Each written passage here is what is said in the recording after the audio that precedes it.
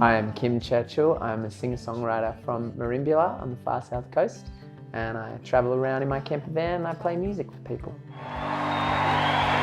Thank you very much. You guys having a good time? So, when and where was your first gig? I was 14.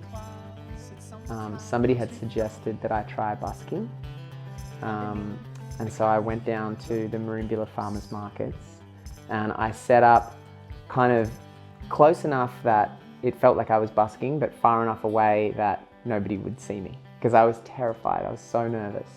And I got out my guitar and I played for about 45 minutes and people actually came over and watched, and it was this beautiful little moment. I was terrified. I was so scared, but it was a beautiful little moment, and I stopped playing after about 45 minutes. I'd run out of songs. But I made like $40 in the guitar case, and I was like, wow, I just got paid to make music. And I knew at that point that I would be able to do that, at least, even just that for the rest of my life, and I would be happy. When was the turning point that you realized you would dedicate your life to music? Well, the next month at the Merimbula markets, I came back and this guy had basically invited me to try plugging in some speakers into his coffee van, because he sold coffee on the other side of the market. He said, I have electricity. So I didn't have any speakers, but I bought some off my friend's dad, and I came back down the next month and I plugged in these speakers, and I started at about 6:30 in the morning and I played until like 1 in the afternoon. Played all day, and it was beautiful. Like loads of people sat around in the grass. Everybody that was buying coffee stayed and watched, and this old lady danced on her walking frame, and this like hillbilly kid from Bombala came and like jammed on the spoons. He had spoons and he was like using them as drums and he was jamming. And it was the first day of the rest of my life. Like it just felt so right and so beautiful and so exciting, and I was paid well. Like so many people threw change in the guitar case, and I realized at that point, like, yeah, I can do this forever. Like it doesn't even matter if I don't get anywhere, if I don't become a big famous star, you know, because this is beautiful and this is something that I can do anytime, you know. So I never faltered after that. I never had a plan B. I never even thought about another job. I just have always known, no matter what happens, you'll see me at a market somewhere on a Saturday morning with my guitar case out.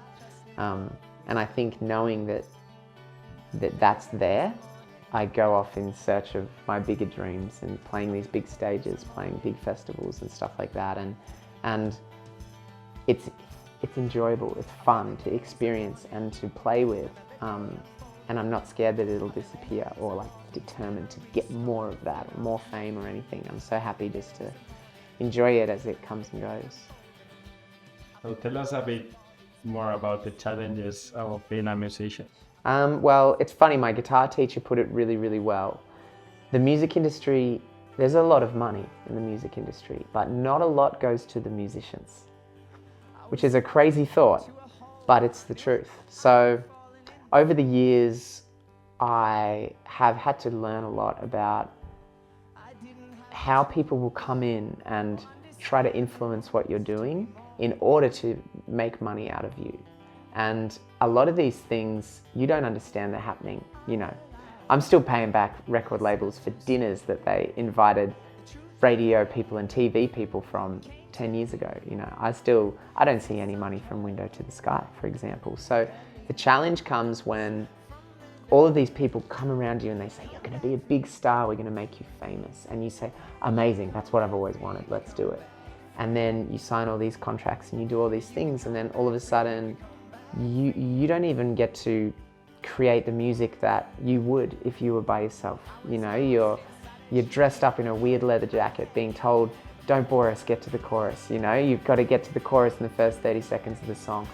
We need to put you with this famous producer in London and he's going to make you a radio hit. All this kind of stuff. And so as a creative, as an artist, you've lost your own thread, your own direction, your own sense of who you are. And then financially, all of that money is going to the people that are pushing you this way and that way.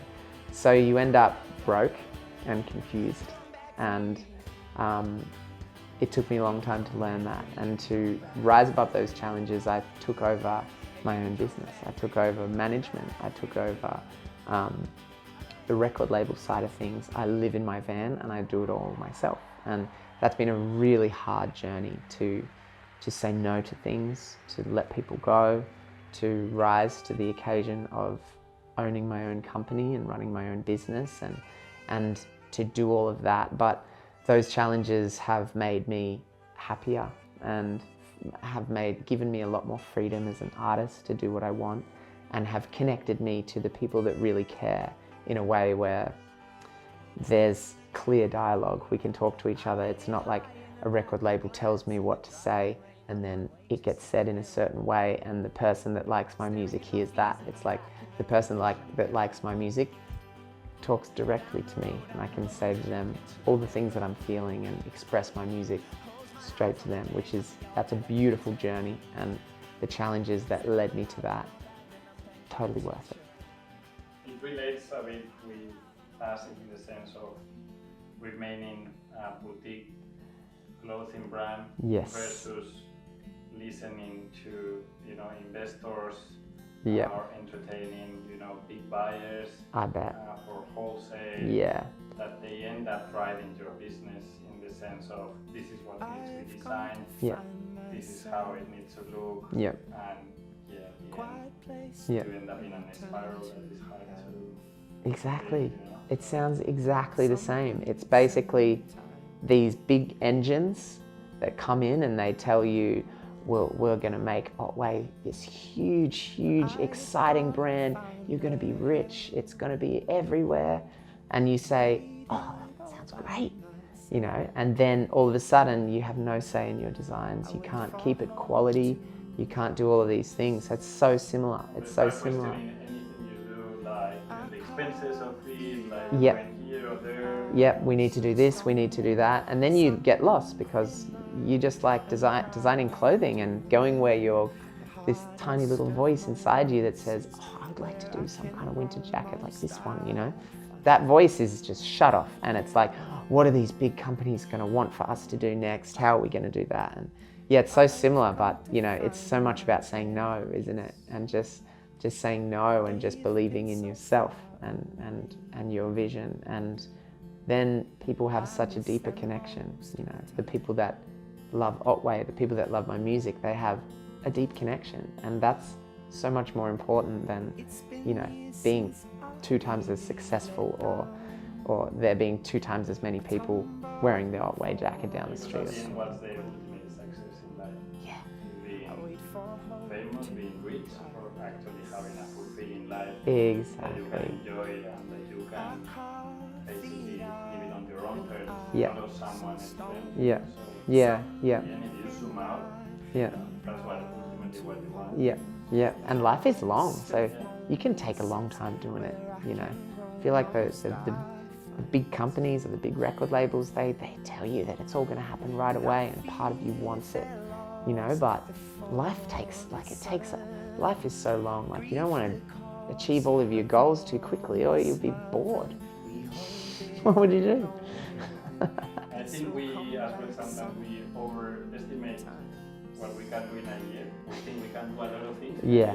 but we underestimate what we can do in 10 years. Yeah, that's so true. Yeah. You think that in a year you can do it all, which is not real. Not real. But Yeah. then when you look to 10 years, You think you can't do and something. then you stay consistent for 10 years, 20 years. Yeah.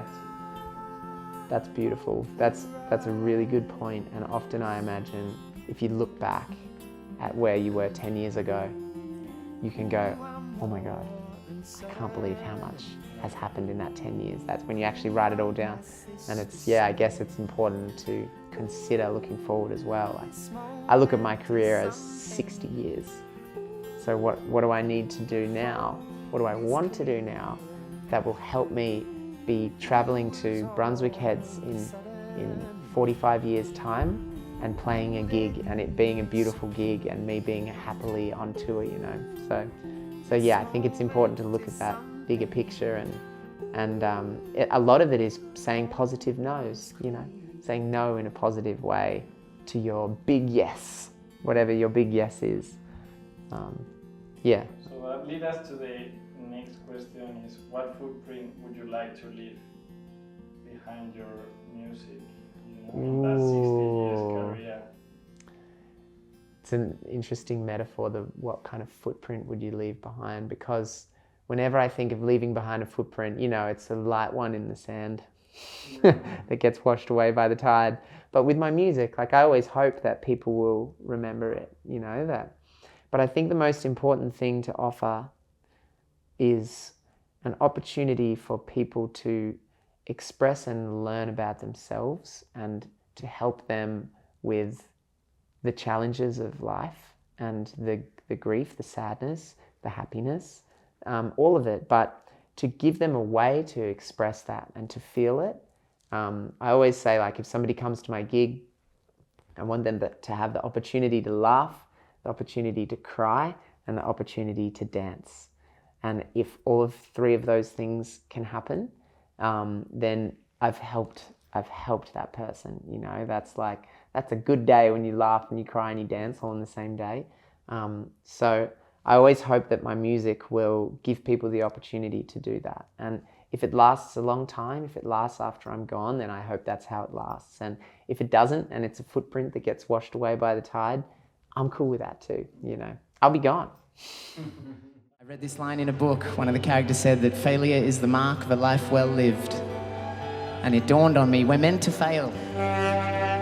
We're meant to. It's part of getting the most out of your life is failing and failing regularly. And I realized that one day, when I die, I want to know that I traveled to as many cool places as I could go to, that I met as many cool people as I could meet, and that I fucked up heaps and heaps and heaps along the way. I'd like to invite another couple of friends to the stage now. Please welcome the incredible Jack Botts and the beautiful Benny Camden.